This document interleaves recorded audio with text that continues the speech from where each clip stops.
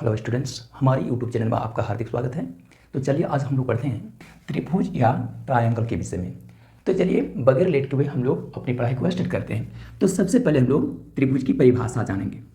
तो जैसे कि आप लोग इस त्रिभुज के शाब्दिक अर्थ में जाओगे तो त्रिभुज शब्द का जो निर्माण हुआ है हिंदी के दो शब्दों से हुआ है। जैसे इसमें पहला शब्द है त्रि और दूसरा शब्द है भुज। यहाँ पर त्रि का सरल शाब्दिक अर्थ क्या होता है? त्रि का सरल शाब्दिक अर्थ होता है तीन और भुज का शाब्दिक अर्थ होता है भुजाएं। अगर इनमें हम लोग बात करेंगे कि तो क्या ऐसी आकृति जिसमें तीन भुजाएं हो, क्या उनको हम लोग त्रिभुज कर सकते हैं? तो देखिए, सामान्य अर्थ में भले ही त्रिभुज का अर्थ तीन भुजाओं वाले आकृति से हो, कुछ विद्यार्थी ये समझते हैं, कुछ टीचर भी ये समझा देते हैं तीन भुजाओं वाले आकृति को क्या कहते हैं? त्रिभुज कहते हैं। लेकिन ये क्या हो जाएगा? परिभाषा सरासर गलत है। तीन भुजाओं वाले आकृति को हम लोग त्रिभुज नहीं कर सकते हैं। क्यों नहीं कर सकते हैं?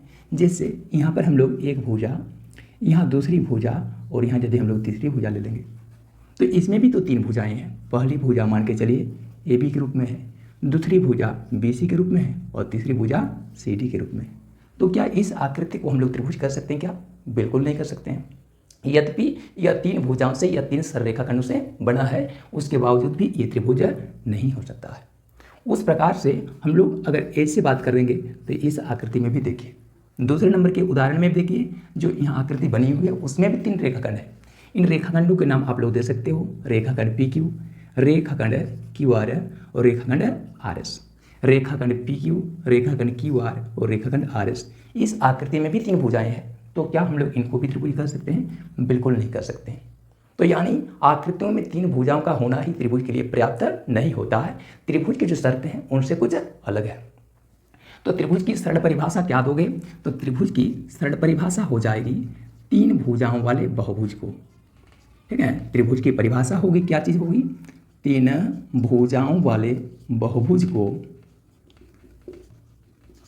त्रिभुज कहते हैं। ठीक, या फिर अंग्रेजी में ट्रायंगल कहते हैं। इसमें हमको विशेष करके जोर देना होगा बहुभुज शब्द पर। बहुभुज की कितनी शर्तें हैं? बहुभुज की 5 शर्तें हैं। यानी त्रिभुज को जानने से पहले आपको बहुभुज समझना पड़ेगा। बहुभुज की बेसिकली जानकारी के अभाव में आप त्रिभुज का समुचित अध्ययन नहीं कर पाएंगे। तो बहुभुज की 5 शर्तें कौन कौन सी हैं? तो पहली शर्त है बहुभुज की जितनी सारी भुजाएं होती है वो सरल रेखाखंडों से ही बनी होती है। केवल उसमें सरल रेखाखंड होंगे, एक भी जो है रेखाखंड वक्र नहीं होंगे। दूसरे नंबर की शर्त क्या है कि वे जो है रेखाखंड आपस में सरल होंगे। कहने का मतलब है वे रेखाखंड कभी भी एक दूसरे को प्रतिच्छेद नहीं करेंगे। दूसरी शर्त है। इसकी तीसरी शर्त कौन सी है? तो इसकी तीसरी शर्त है कि वह आकृति एक 2D आकृति होगी या फिर कहने का मतलब है समतल आकृति होगी। कभी भी देखिएगा कोई भी बहुभुज होता है वो 3D आकृति नहीं होता या फिर कह सकते हो ठोस आकृति नहीं होता है। यानी उसमें लंबाई होती है, चौड़ाई होती है, परंतु मोटाई या ऊंचाई नहीं हो सकती है। समझ पा रहे हैं? तो बहुभुज एक 2D आकृति होता है। नंबर 4 क्या? बहुभुज की चौथी शर्त है कि वह आकृति बंद आकृति होती है, क्लोज्ड फिगर होता है, उसके अंदर जाने का कोई मार्ग या रास्ता नहीं होता।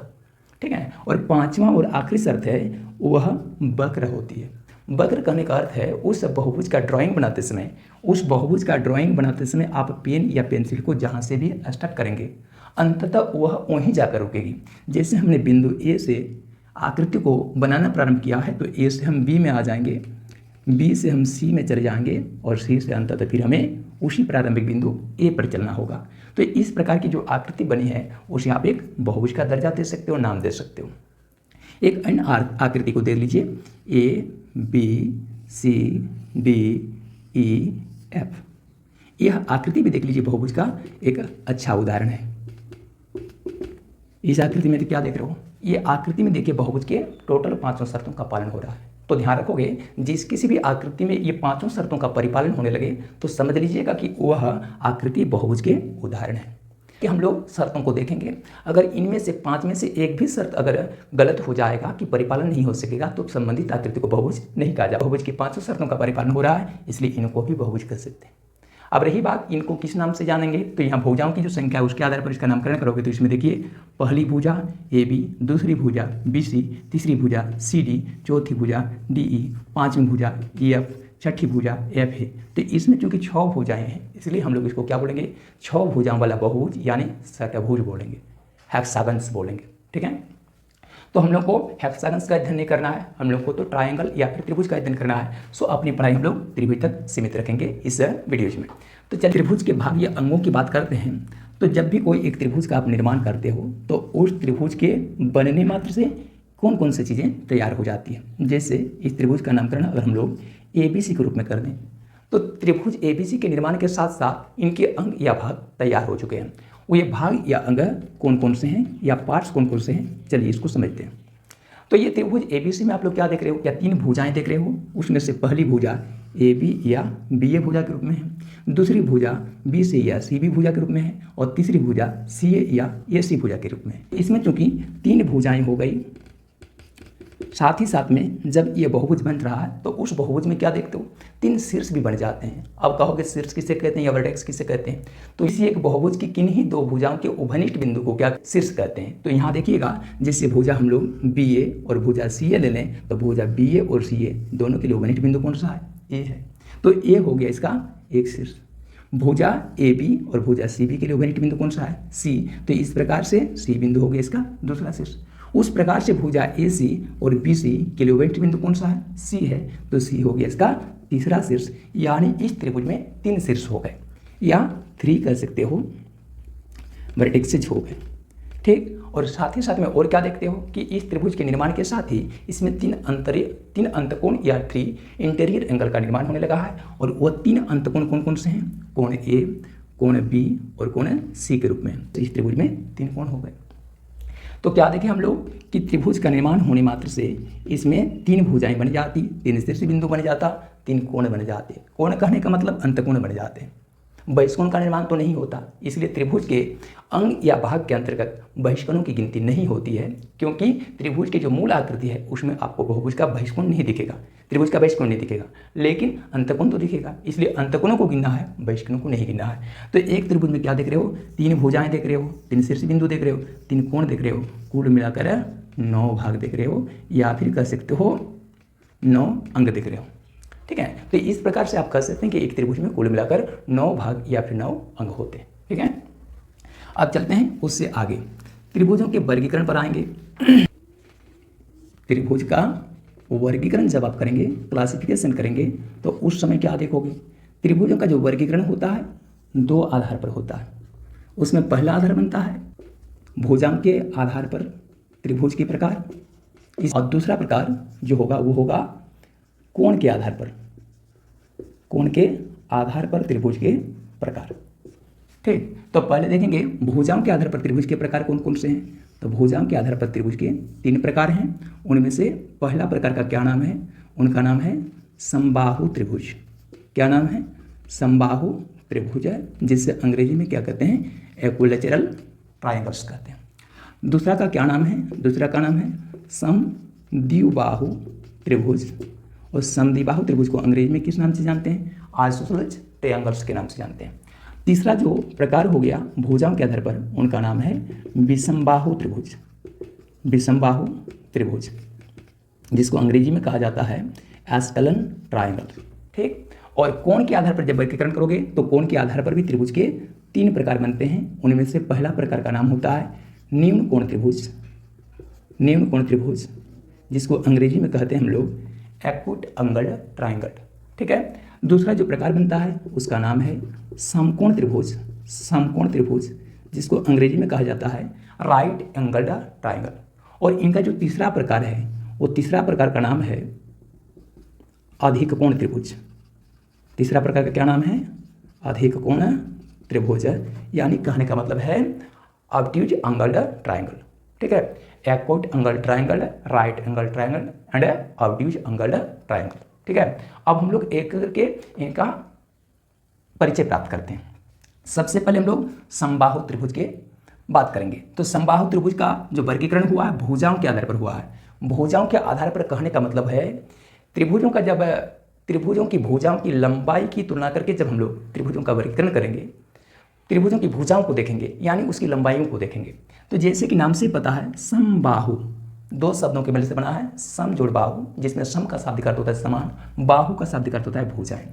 यानी वह त्रिभुज जिनकी तीनों भुजाएं एक समान माप की हो उसे क्या कहते हैं, समबाहु त्रिभुज कहते हैं, या फिर अंग्रेजी में कह सकते हो इक्विलैटरल ट्रायंगल कहते हैं। जैसे उदाहरण के तौर पर देखिए, यहाँ जो एक त्रिभुज की आकृति हम बना रहे हैं, मान के चलिए इस त्रिभुज का नामकरण हम लोग पी क्यू आर के रूप में करें, तो त्रिभुज पी क्यू आर में पी क्यू भुजा, क्यू आर भुजा और पी आर भुजा, ये तीनों के तीनों भुजाएं क्या है एक समान माप की है। मान के चलिए पी क्यू भुजा 2 सेंटीमीटर है, क्यू आर भुजा की माप भी 2 सेंटीमीटर है और पी आर भुजा की माप भी अगर 2 सेंटीमीटर है, तो क्या समझेंगे कि त्रिभुज पी क्यू आर की तीनों ही भुजाएं एक समान माप की है, तो इस वजह से हम लोग इसे समबाहु त्रिभुज के नाम से जानेंगे। ठीक है, अब समबाहु त्रिभुज की विशेषता क्या है। समबाहु त्रिभुज की पहली विशेषता यही हो जाएगी कि एक समबाहु त्रिभुज की न केवल तीनों भुजाएं समान होती है बल्कि उनके तीनों कोण भी समान होते हैं। तीनों कोण कहने का मतलब हो गया इनके तीनों अंतःकोणों की माप भी क्या होती है, एक ही समान माप की होती है। ठीक है, तो उसमें से हम जानते हैं कि एक त्रिभुज के तीनों अंतःकोणों का योग अगर 180 डिग्री हो गया और ये तीनों अंतःकोण अगर एक समान माप के हो जाएंगे तो उस स्थिति में प्रत्येक अंतःकोण इसके कितने डिग्री के माप का होगा, 60 डिग्री के माप का होगा। तो कभी कॉम्पिटिशन में ये भी पूछा जा सकता है एक समबाहु त्रिभुज की प्रत्येक कोण किस माप के होते हैं, तो प्रत्येक कोण 60 डिग्री के माप के होते हैं, प्रत्येक अंतःकोण 60 डिग्री के माप का होगा। समझ गए। और साथ ही साथ में ये भी याद रखना चाहिए कि एक समबाहु त्रिभुज न अंतःकोण समान होते हैं बल्कि उनके बहिष्कोण भी समान होते हैं। अगर इस त्रिभुज का बहिष्कोण का हम लोग निर्माण करेंगे तो ये भी आपस में बराबर माप के होंगे। फिर हम लोग जानते हैं कि बहुभुज चाहे उसमें भुजाओं की संख्या कुछ भी क्यों न हो, उनके बहिष्कोणों का कुल योग जो होता है वो 360 डिग्री होता है। तो बहिष्कोणों का कुल योग अगर 360 डिग्री है और उसमें बहिष्कोण अगर एक ही समान माप के हैं तो त्रिभुजों में 3 बहिष्कोण बनेंगे, तो प्रत्येक बहिष्कोण की माप कितने डिग्री के होंगे, 120 डिग्री करके होंगे। तो समबाहु त्रिभुज का परिचय हो गया। अब हम लोग दूसरे प्रकार के त्रिभुज समद्विबाहु त्रिभुज पर चलेंगे। समद्विबाहु शब्द का निर्माण 3 शब्दों के मिल से हुआ है। इसमें पहला शब्द सम, दूसरा शब्द द्वि और तीसरा शब्द बाहु से है। तो सम का अर्थ तो आप सभी जानते हैं समान होता है। द्वि का अर्थ क्या होता है, 2। संस्कृत में आप लोग पढ़े होंगे एक वचन द्विवचन, तो इसमें द्वि का अर्थ 2 होता है। तो सम द्विबाहु त्रिभुज नाम से ही पता चल रहा है वह त्रिभुज जिसकी किन्हीं 2 भुजाएं समान माप की हो। इसमें तीनों भुजाएं समान माप की हो रही थी तो इसमें कोई 2 भुजाएं समान माप की होगी। जैसे इस आकृति में देखिए, यहाँ पर जो आकृति में त्रिभुज दिख रहा है, मान के चलिए त्रिभुज का नामकरण MNO के रूप में करेंगे। तो त्रिभुज MNO में जो 3 भुजाएं हैं तो तीनों भुजाएं एक समान माप की नहीं है। उसमें से देखोगे जो MN भुजा है और MO भुजा है, ये दोनों भुजाएं आपस में क्या है, समान माप की है। यानी यदि MN भुजा की माप 7 सेंटीमीटर है और MO भुजा की माप भी 7 सेंटीमीटर है तो NO भुजा की माप कुछ अलग होगी, या तो 7 सेंटीमीटर से अधिक होगी या फिर 7 सेंटीमीटर से कम होगी। अब एक समद्विबाहु त्रिभुज की विशेषता क्या होती है। समबाहु त्रिभुज की विशेषता में क्या पड़े, उसके तीनों अंतःकोण समान माप के होते हैं। ठीक है, लेकिन इसकी विशेषता क्या होगी, एक समद्विबाहु त्रिभुज की विशेषता होगी कि उसमें समान भुजा के सम्मुख कोण बराबर माप के होते हैं। तो इसमें समान भुजाएं कौन कौन सी है, तो MN भुजा और MO भुजा, ये दोनों भुजाएं परस्पर समान हैं तो इनके सम्मुख कोण बराबर माप के होंगे। यानी MN भुजा का सम्मुख कोण हो जाएगा O और MO भुजा का सम्मुख कोण हो जाएगा N। तो O और N कोण की जो माप होगी वो आपस में एक ही समान होगी। यहाँ लेकिन एक बात का विशेष ध्यान रखना है कि फिर भी हम लोग कुछ शर्तों में बंधे हुए हैं कि कहीं ऐसे ना हो कि कोई कह देंगे N कोण अगर 100 डिग्री हो तो क्या O कोण 100 डिग्री हो जाएगा, नहीं होगा। क्योंकि इस बात का भी ध्यान रखना पड़ेगा आपको कि त्रिभुज के तीनों अंतःकोणों का योगफल जैसे 180 डिग्री के ही समान होना चाहिए, उससे अधिक या उससे कम नहीं होना चाहिए। तो यदि N कोण को 100 डिग्री O कोण को 100 डिग्री मान लेंगे तो 2 कोणों के मापों का योगफल ही 200 डिग्री हो जाएगा। अब हम लोग एस्केलेंट ट्रायंगल या फिर विषमबाहु त्रिभुज में चलेंगे। तो यहाँ विषमबाहु शब्द पर गौर करोगे तो ये 2 शब्दों के मिल से बना है, एक है विषम दूसरा है बाहु। विषम का अर्थ क्या होता है, जो सम न हो, यानी जो समान न हो बल्कि असमान हो, उसको हम लोग क्या बोलेंगे, विषम। तो यहाँ करें विषमबाहु त्रिभुज या एस्केलेंट ट्रायंगल, यानी वह त्रिभुज जिनकी भुजाएं अलग अलग माप की हो, उसमें कोई भी भुजाएं आपस में समान माप की नहीं होगी। 2 भुजाएं भी समान माप की नहीं होगी, तीनों भुजा तो आप छोड़ ही दीजिए, है ना। यानी उसमें तीनों भुजाएं 3 अलग माप की होगी। जैसे इसमें देखो एक त्रिभुज का निर्माण कर रहे हैं, उसका नामकरण यदि हम लोग ABC के रूप में कर दें तो इसकी AB भुजा अगर 3 सेंटीमीटर माप की हो जाएगी, AC भुजा अगर 4 सेंटीमीटर की माप की होगी, तो BC भुजा की जो माप होगी 3 सेंटीमीटर या 4 सेंटीमीटर नहीं होगी बल्कि कुछ अलग होगी, मान के चलिए 5 सेंटीमीटर होगी, 4.5 सेंटीमीटर भी हो सकती है। लेकिन भुजाओं के माप के संबंध में एक बात का ध्यान रखोगे कि कोई कह देंगे ये ए बी भुजा अगर 3 सेंटीमीटर, ए सी भुजा 4 सेंटीमीटर, तो बी सी भुजा 17 सेंटीमीटर भी होगी? नहीं, 17 सेंटीमीटर नहीं होगी। क्यों नहीं होगी? उसमें एक शर्त है कि त्रिभुज की किन्हीं दो भुजाओं का जो योगफल होता है वो तीसरी भुजा से अधिक होता है। तो क्या इसमें इन शर्तों का पालन हो रहा है? बिल्कुल हो रहा है। देखिए इसमें 3 और 4 जोड़ दीजिएगा 7 होगा, तो योगफल दो भुजाओं का योगफल 7 सेंटीमीटर, जो कि इसकी तीसरी भुजा 5 सेंटीमीटर से अधिक माप की है। यदि आप ये दोनों भुजाओं को आपस में जोड़ोगे तो 3 और 5 8 सेंटीमीटर, जो कि 4 सेंटीमीटर से अधिक माप का है। फिर इसमें जब ये भुजाओं को जोड़ोगे तो 5 और 4 9 सेंटीमीटर, जो कि ए बी भुजा के माप से अधिक है। ठीक है, तो इस स्थिति में हम लोग माप के त्रिभुज का निर्माण संभव हो सकता है। हम लोग कोणों के आधार पर त्रिभुज के प्रकार को समझने की कोशिश करेंगे। तो कोण के आधार पर कहने का मतलब है कोण के जो माप होंगे उनको देखते हुए जब हम लोग त्रिभुज का नामकरण करते हैं, वर्गीकरण करते हैं, तो उनका 3 वर्ग बनता है। उसमें से पहला वर्ग बनता है न्यून कोण त्रिभुज या फिर एक्विट एंगल ट्रायंगल। इसकी परिभाषा क्या दोगे? न्यून कोण त्रिभुज की परिभाषा होगी, उसका डेफिनेशन होगा वह त्रिभुज है जिनके तीनों ही कोण, यहाँ कोण कहने का अर्थ है अंतकोण, वह त्रिभुज जिनके तीनों ही कोण न्यून कोण हो। न्यून कोण हो कहने का मतलब है जिसकी माप 0 डिग्री से अधिक परंतु 90 डिग्री से कम हो। तो वह त्रिभुज है जिनके तीनों ही कोण क्या हो? न्यून कोण हो, उसे क्या कहते हैं? न्यून कोण त्रिभुज कहते हैं। जैसे न्यून कोण त्रिभुज का एक सिंपल ड्राइंग हम लोग यहाँ देखेंगे। देखिए कोई एक त्रिभुज बनाए, त्रिभुज का नामकरण कर देंगे डी ई एफ के रूप में। उसमें से डी कोण की माप अगर 50 डिग्री हो गई, फिर देखेंगे ई कोण की जो माप है वो कितना कर देंगे? 70 डिग्री कर देंगे। और एफ कोण की जो माप है वो कितना होगी? तो 50 और 70 120 डिग्री का हो चुका है योगफल। तो इसके खाते में मात्र बचेगा 60 डिग्री, क्योंकि फिर तीनों अंतकोण का योगफल कितना हो सके? 180 डिग्री के हो सके। तो यानी इस त्रिभुज के तीनों ही कोण न्यून कोण के रूप में है, इस वजह से इस त्रिभुज को हम लोग न्यून कोण त्रिभुज के नाम से जानेंगे। ठीक है, आप ध्यान दोगे दूसरे प्रकार के त्रिभुज कौन से हैं? समकोण त्रिभुज, नाम से ही पता चल रहा है समकोण।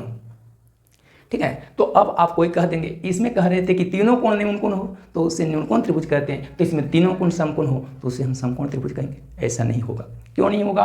क्योंकि किसी भी त्रिभुज के तीनों कोण को अगर समकोण कर देते हो तो पहला कोण समकोण यानी 90 डिग्री के माप का हो जाएगा, दूसरा कोण भी 90 डिग्री के माप का होगा और तीसरा कोण भी 90 डिग्री के माप का होगा। तो त्रिभुज के तीनों अंतकोणों का योगफल क्या होगा? 180 डिग्री के बाउंड्री को क्रॉस कर जाएगा, यानी 270 डिग्री के माप का हो जाएगा। और हम जानते हैं कि त्रिभुज चाहे छोटा हो या फिर बड़े आकार का ही क्यों न हो, उनके अंतकोणों का जो योगफल होता है वो निश्चित रहता है और वह रहता है 180 डिग्री के समान, उससे कम नहीं होता, उससे अधिक नहीं होता। समकोण त्रिभुज की परिभाषा फिर क्या होगी? तो समकोण त्रिभुज की परिभाषा दोगे वह त्रिभुज जिसका कोई एक कोण, दो कोण भी नहीं, 3 कोण तो होगा ही नहीं, तो वह त्रिभुज जिसका कोई एक कोण समकोण हो, उस त्रिभुज में क्या देखोगे? कोई एक कोण समकोण या 90 डिग्री के माप का हो जाएगा। जैसे इस आकृति में देख रहे हो, एक कोण समकोण या 90 डिग्री के माप का है, इसका नाम दे दो एल एम एन। ये त्रिभुज अगर एल एम एन के रूप में है तो इसका एम कोण देखिए 90 डिग्री या फिर समकोण के रूप में है। बाकी अन्य जो दो कोण होंगे एल कोण और एन कोण, वे दोनों क्या होंगे? न्यून कोण होंगे। अब रही बात ऑब्ट्यूज एंगल ट्रायंगल की या फिर अधिकोण त्रिभुज की, तो अधिकोण त्रिभुज की बात में बिल्कुल समकोण की तरह ही परिभाषा दी जाएगी। इसमें हम लोग अधिकोण त्रिभुज को परिभाषित करेंगे, वह त्रिभुज जिसका कोई एक कोण अधिकोण हो उसे क्या कहते हैं? अधिकोण त्रिभुज। दो जैसे इसमें अगर त्रिभुजों का नामकरण पी क्यू आर के रूप में करेंगे तो इसमें आर कोण की क्यू कोण की माप अगर 110 डिग्री की हो गई तो हम लोग जैसे कि जानते हैं वह कोण जिसकी माप 90 डिग्री से अधिक परंतु 180 डिग्री से कम हो उसे क्या कहते हैं? अधिकोण कहते हैं। तो यहाँ पर क्यू कोण क्या हो गया? अधिकोण हो गया। अब रही बात तो फिर पी कोण क्या होगा? आर कोण क्या हो जाएगा? देखोगे समकोण त्रिभुज की तरह ही, जैसे समकोण त्रिभुज में एक कोण समकोण, बाकी अन्य दो कोण क्या बन रहे थे? न्यून कोण बन रहे थे। ये दोनों क्या था? न्यून कोण बन रहा था। ठीक है, अधिकोण त्रिभुज में भी एक कोण क्या देखोगे? अधिकोण के रूप में देखोगे, और बाकी जो अन्य दो कोण होंगे ना, वो बाकी दो अन्य कोण न्यून कोण के रूप में होंगे, एक्विट एंगल्स होंगे। ठीक है, समझ पाए? तो इस ढंग से त्रिभुजों का वर्गीकरण हम लोग कंप्लीट कर लिए। त्रिभुजों की यही है बेसिक जानकारी, इस जानकारी को लेकर ही आप त्रिभुज का संपूर्ण अध्ययन कर सकते हो। ठीक है, जहाँ तक हमको उम्मीद है कि आप लोगों को हमारा ये वीडियो समझ में आ गया होगा। आज का क्लास फिलहाल यहीं पर जो हम समाप्त करते हैं।